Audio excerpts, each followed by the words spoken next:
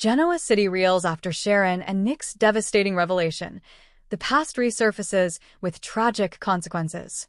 In a week that will go down as one of the young and the restless most unforgettable and emotionally charged storylines, Sharon and Nick Newman step into the center of a jaw-dropping revelation that leaves fans shattered, families torn, and secrets unearthed.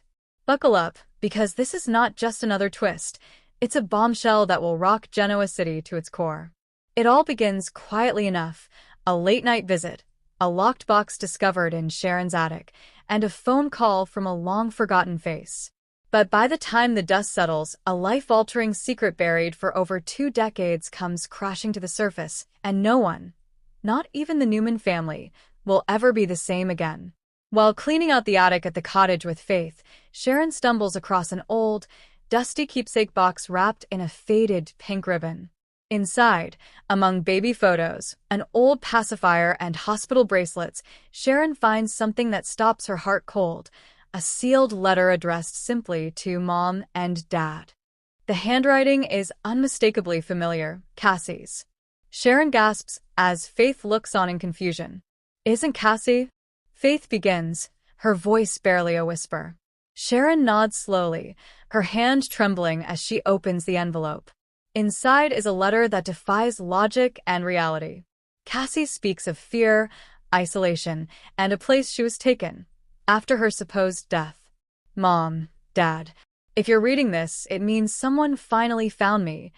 Sharon collapses into a chair as the world spins. Could Cassie still be alive? Sharon calls Nick immediately, and within hours, he's at her side, equally shaken. They pore over the letter together, analyzing every word, every cryptic clue. Cassie's descriptions point toward a remote facility outside of Genoa City, and as the pair dig deeper, a terrifying pattern emerges. All signs point to Newman Enterprises. Nick refuses to believe it at first. "My father couldn't, but a call to an old contact in corporate security confirms it. Victor Newman paid for a confidential medical facility that operated under an alias, Project Eden." "Why didn't you tell me about this, Dad?" Nick demands later in Victor's office. Victor's steely eyes betray a rare glint of sorrow. "Because I thought she was gone. I tried to bring her back, and I failed." But Victor is lying. And the truth is far darker than anyone imagines.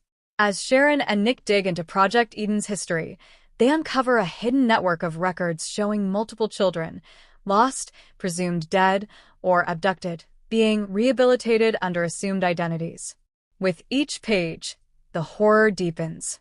A younger girl, a child Victor allegedly rescued after an accident involving a car crash and a medical cover-up. She was never adopted, never registered. She was hidden away for her protection, or so Victor claimed. Nick is furious. "You played God, Dad. With our daughter. With someone else's child. How many lives did you manipulate in the name of control?" Victor offers no apology. "I did what was necessary, as always." Mariah begins having recurring nightmares, visions of a burning room, a voice crying her name, and the feeling of drowning. She's disturbed, but tries to brush it off until she collapses during a conversation with Tessa. Tests reveal something stunning. Her DNA matches another unidentified female patient from Project Eden. A sister. Sharon and Nick confirm it. Cassie, Mariah, and someone else. The records call her Eden. The name chills Sharon. It was the name she once wanted for a second daughter. In a suspenseful Friday cliffhanger, the screen fades in on a mysterious woman in a rain-soaked alley. She's pale, disoriented, and clutching a newspaper with Nick and Sharon's photos from a Newman gala. Her fingers trace the image before she whispers, "Mom?" She's taken in by a local woman who contacts the police. When Ray arrives on the scene, the woman bolts, her instincts still sharp from years of captivity. But before she escapes entirely, Sharon gets a glimpse. The resemblance is undeniable. It's Cassie, or someone just like her. Is this the real Cassie back from the dead, or Eden, the sister no one knew existed? In a heartbreaking scene at Crimson Lights, Sharon and Nick gather the family: Faith, Mariah, Noah, and even Summer and Kyle. Tears in her eyes, Sharon gently begins, there's something we need to tell you. Something that will change everything. Nick chokes up as he continues. We've discovered that Cassie may not have died. And if she did, someone else took her place. Everyone is stunned. Faith breaks down, whispering, I always felt like someone was missing. Mariah is nearly inconsolable. Was I dreaming about her? Or did I feel her pain? The family's heartbreak is palpable as Sharon and Nick explain that they believe Cassie, or her secret twin Eden, has been alive all along, held in a facility that Victor kept off the books. Social media erupts as fans react to the massive storyline.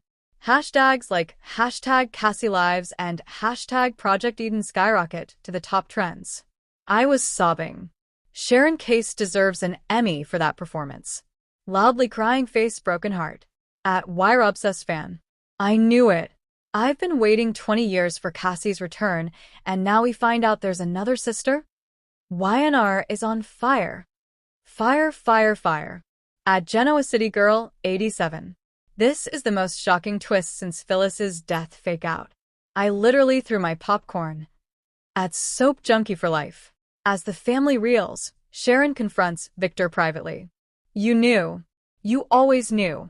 You let me grieve a daughter who might have been alive, and you hid another child from us? Victor is silent. I want to hear you say it, Sharon whispers, voice cracking. Why? His answer is chilling. She was dangerous, Sharon. Eden wasn't like the others. She was different. He hands her a file, psychological evaluations, security footage, even a video diary from the lead doctor warning. Eden is highly intelligent, emotionally unstable, and capable of manipulation. She doesn't belong in the outside world. Sharon drops the file in horror. You locked away a child because you were afraid of what she might become? Victor, calm and cold, says only, yes. As the search intensifies, Sharon, Nick, and Mariah team up with Ray and Chance to find the woman in the alley. But someone else is hunting her too, someone from Project Eden who doesn't want her secrets coming out. Meanwhile, Eden herself lurks in the shadows of Genoa City, observing from afar. She watches Faith at school, peeks in the window at Crimson Lights, and even leaves a note outside Sharon's door. The final shot of the week? Eden standing at Cassie's grave. I'm coming home, she says. Cue the music. Cut to black.